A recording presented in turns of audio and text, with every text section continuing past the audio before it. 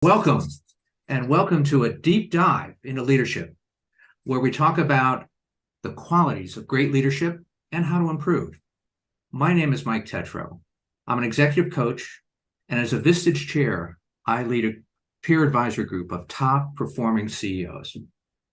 We're joined today by AmyK Hutchins.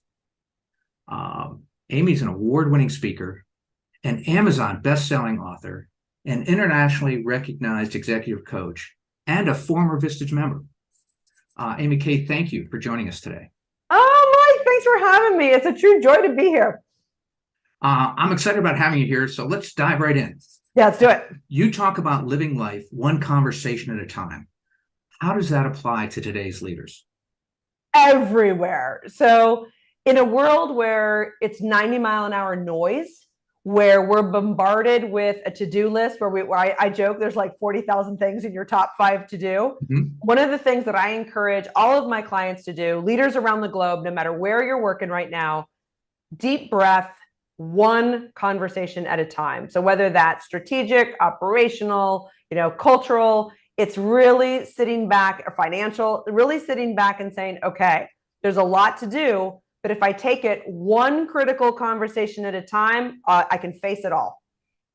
Okay, wow, great, thank you. And I love that step-by-step approach. I love breaking things down, and as an old football coach, keeping things simple.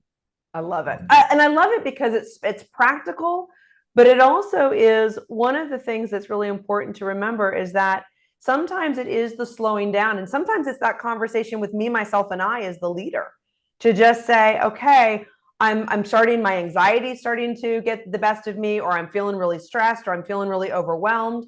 And so again, in a world that has so much going on in a myriad of places, just telling yourself and reminding yourself you can face it if you take it one conversation at a time. Yeah, I love the idea of that pause. So thank you for emphasizing that again, to give us a chance to collect and move forward. I hear all the time from today's CEOs about the challenges of leading this new generation of employees that have these different values. Do you have any thoughts on that? I think it's, and this is going to be a little controversial, but I think it's lazy when we just say, oh, that generation. Every generation brings wonderful solutions, and every generation brings new challenges. And so we as leaders, in order to stay competitive, in order to leverage our competitive advantages, is to say, what does this generation need? How are they going to contribute? And making sure that we connect the dots between generations so that they're collaborative on projects. They have diverse thinking. We harness all that collective intelligence. And so when you're in a group setting and somebody says, oh, those millennials, or oh, those, Gen Z, instead of getting caught up in what I really do believe is the wrong conversation, ask yourself or ask the group, well, what are we missing? How might we expand the conversation? How might we include them to co-create an even more brilliant, brighter, bigger, better, bolder future, and really just shift the conversation in the moment so that you're not just stuck in that same loop of, oh, they're really difficult. Oh, they're really difficult. Because here's the truth. While you're stuck in that loop, somebody else is using them to leapfrog in front of you. Well said. Well said. Thank you for sharing that. We each have that as come through at one point. If we go way back in time, Elvis was controversial. The Beatles were. It's like every generation has their thing that is they're different. Their value sets are different. They won't get it. So thank you for correcting us or giving us some different insight. Well, I'm just sharing my opinion. I'm just serving it up for consideration. There's along those lines. There's also a lot of talk today as we come back to the office and in our new post-pandemic world about culture issues, the need for innovation, the need for creativity. Can you share how our conversations, how our communication can impact that? Yeah, I think that the conversation here is shifting as well. I think that, we had a lot of resistance at the beginning of the pandemic of I couldn't possibly work from home. And then everybody adjusted. And then now we're asking people to come back to the office, and we're feeling friction in the new environment. And it's not about mandating. And it's not about mandating in your words, your tone, your tenor. but it's really asking people, where is their flexibility? Where is their adaptability? Where can we adjust to this new world that makes sense? And so it's nothing new. This is going to sound like the same conversation that we've had already, but I think this is really important to bring up again. Okay. There are legitimate positions that need to be present, where we need your brain in the room. And I'll, whether that's a factory assembly line, or it's the receptionist where people are walking in and visiting the company, maybe you need that physical presence there. But then on these other positions, where is presence needed? And how often is it needed? And I know that these conversations are ubiquitous because every single one of my clients talking about them. It's still in the news. It's still a headline. But as a leader, I really want you to step back and ask yourself, how can we adjust with the least discomfort possible? That's like your AQ, your adjustability quotient. And we talk a lot about this in our innovation workshops. It isn't about resisting change or just saying, oh, it's, all change is good, but it's more about, where can we adjust with the least discomfort possible? People want to stay home. They want that flexibility. And as we talk about different generations, it wasn't that long ago that the generation was butts and seats means that you're working. If I see you in your seat at 5:30, you must be a really great employee. And then we realize, not so much. And so to shift that and to challenge that thinking in a graceful and respectful way is to say, what are people accomplishing? Are they meeting their goals? Are they exceeding their goals? And does it really matter where they sit as long as they're exceeding their goals? And again, shifting that conversation is one conversation at a time to say, how are we going to adapt to the new world? And I love the fact that you're emphasizing that one size doesn't fit all, and that we really need to think through this to make sure that we're coming up with a solution that's right for that person in that function today. Yes. And by the way, a dear client, and we've had this conversation, so I'm not talking out of school, but he was like, my people are coming back. My people are going to meet around the conference boardroom. And I legitimately said, well, what's the thought behind that? He was like, well, we have to connect, and, we have to have that connectivity. I said, connectivity is huge. That is absolutely true. I'm a huge proponent of that. So what are you going to do in your first meeting? And Mike, I'm not making this up. He literally says, well, we're going to go over all the spreadsheets. And I was like, okay. You don't pull people into a conference room after years of in a pandemic and say, we have to be together. And then all you do is look at spreadsheets, which you could have done on a Zoom call. So I think that it's also really important to understand, what do you want as an outcome? What do you want your people to do when they are in the office? Do you want them to do things and ideate in a way or brainstorm in a way that they actually can't do remotely? So if you are thinking about bringing your people back and you're talking about culture, what does that really look like, sound like, and feel like? And that's going to be different for every company. But I really want you to think about that question. What does it look like, sound like, and feel like if we're expecting our people to be back? Wow.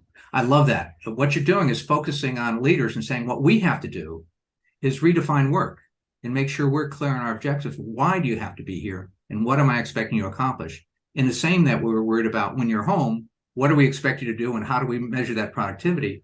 We have to do the same thing at the office. We can't just be happy that you showed up. Yes, and we have to challenge our assumptions. Another one that I think that just comes to mind really quick is, we were so afraid pre-pandemic. We were so afraid that if people worked from home, like, they wouldn't work. And the truth of it is, more anecdotal evidence was, I started my laundry at 6:30 in the morning, and at 6 o'clock at night, it was stinking because I completely forgot about it because I was so caught up in work, right? Yep. And so we have to give people the respect that if we're going to give them freedom and we're going to give flexibility, that they're mature adults and they're going to learn how to meet and exceed their goals. And here's the great thing, because I know who's listening. If they don't, then that's a conversation. That's facing it one conversation at a time. But having these blanket rules because we're cynical or we're skeptical, that's not going to help us maintain our competitive advantage.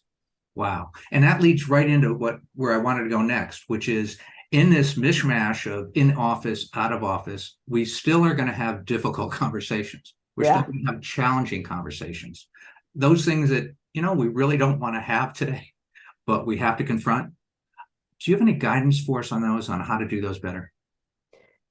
Well, first of all, let's just be real. Tough conversations are attempted or avoided every single day. Mm-hmm. And a cool fact, and this is the geek in me, but a cool fact is that on average, most executives, not all, but most executives on average delay that tough conversation 6 months to 2 years. So Wow. if you think about it, it's staggering. If you think about the financial cost of that, let alone the stress and the emotional toll on you for avoiding it, the energy drain, the suck of the headspace, all the above, I am encouraging people to have tough conversations sooner, because the life that you want, I believe, is on the other side of that tough conversation.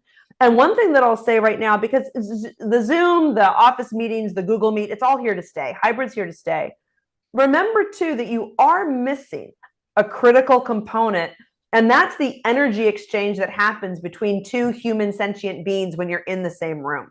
Yep. And so that energy exchange is real. I'm not being kumbaya woo-woo. It's real. And so when I pick up on your tension, your nervousness, your anxiety, your anger, your frustration, your disappointment, as an empathic leader, I'm responding to that. On a hybrid situation, on a conference call, it's very difficult to get the full read.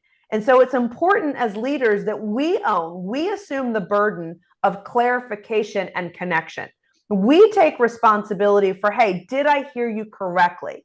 One of my magical phrases is, you sound, and then fill in the blank. So I might say, hey, Mike, you sound frustrated. Am I hearing you correctly? Or you're coming across as like disappointed. Am I reading that correctly? And making sure that you're staying connected to that person emotionally, so that you're not, again, assuming that all is hunky-dory. You hang up and then you realize they're having a very different energetic experience.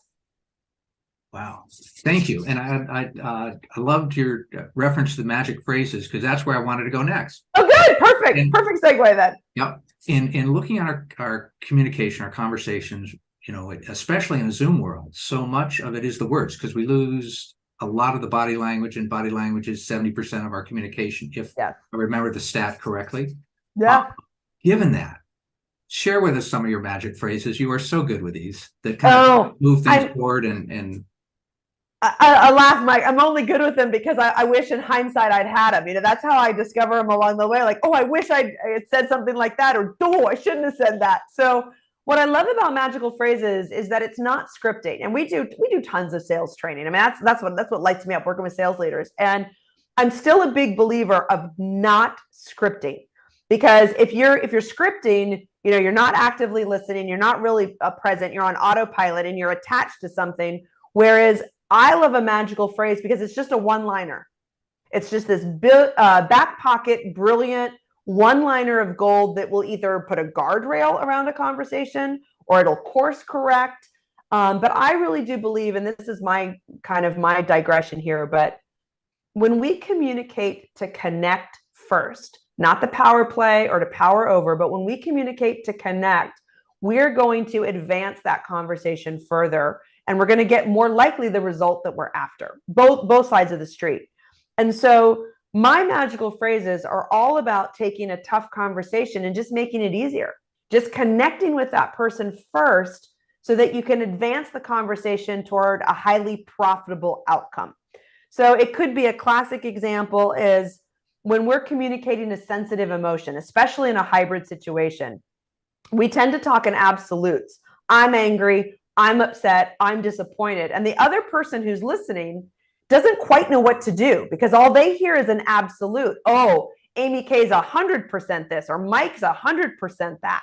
So when I say a part of me is disappointed, a part of me is concerned, a part of me is frustrated, I've left all this wiggle room for other less sensitive emotions, easier and more approachable emotions. So somebody's not completely defensive.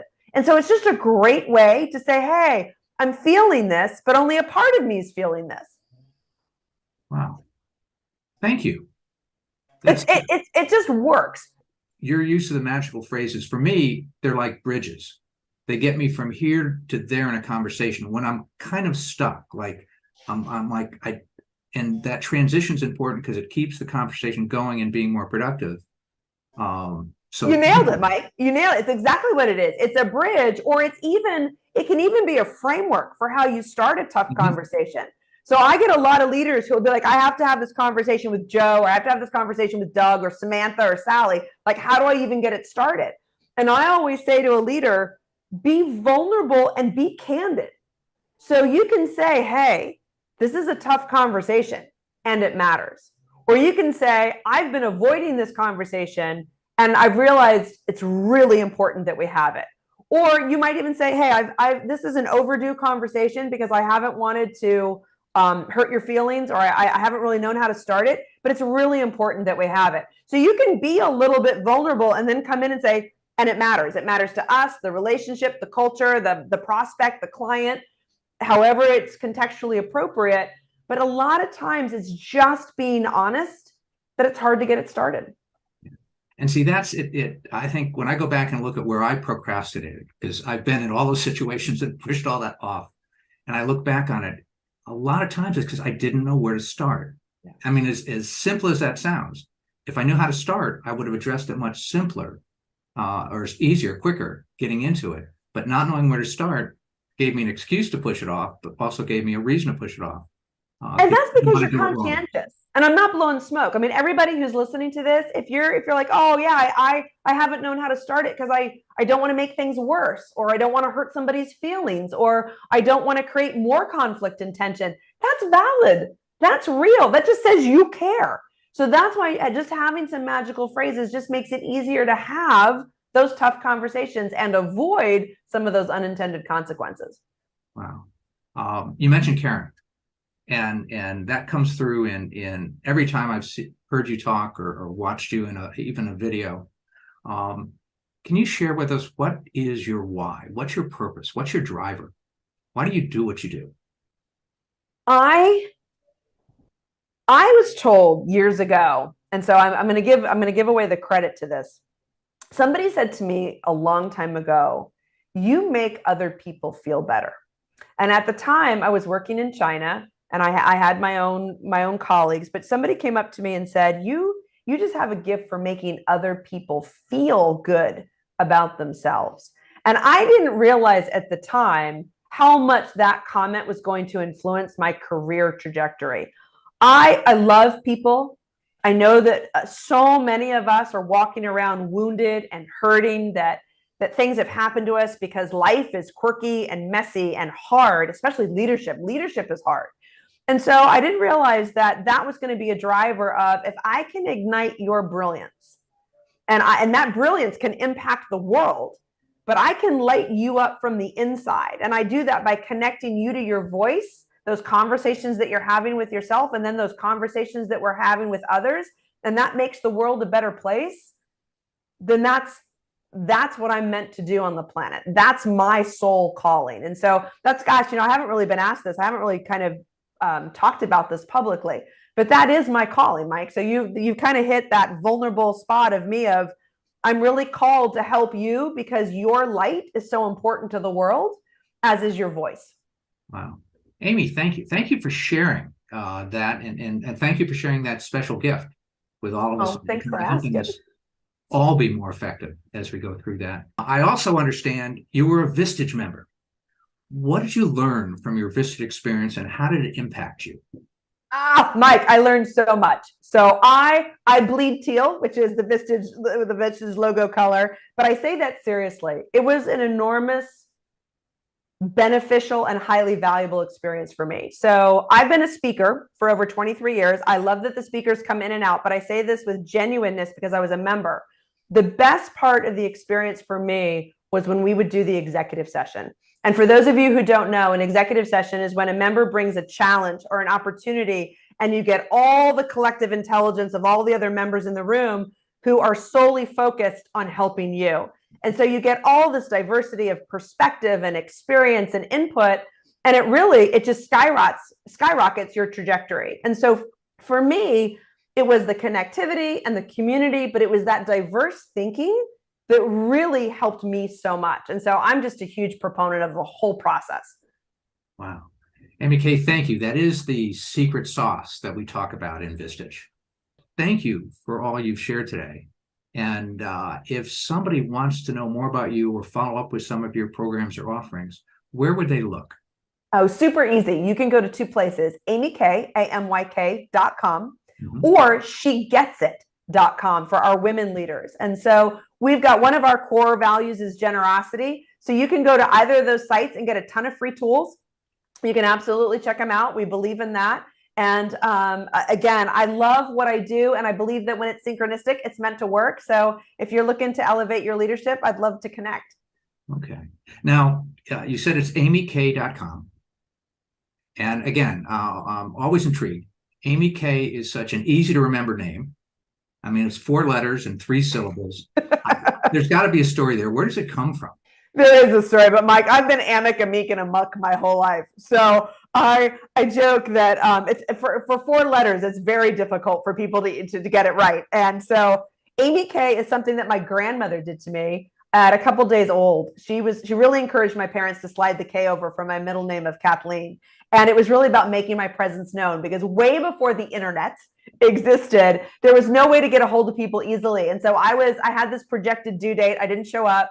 Then there was another due date and I didn't show up. And finally, my grandma was like, she's going to arrive around Thanksgiving and she's going to like mess up everybody's holiday plans, which is exactly what I did. So I'm a turkey ball baby. And my grandmother was like, oh, she's going to totally make her presence known the rest of her life. So slide that K over and make her unique.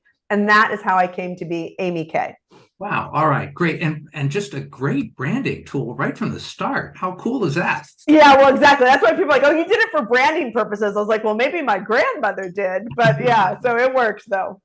All right. Well, AmyK, thank you again for helping us take a deep dive into leadership and learning how to become more impactful and more effective as leaders. Oh, thanks, Mike. Thanks so much. From my heart to yours. Hugs. All right. And for now, the dive's over. It's time to get back to work. Thank you for joining us. Bye for now.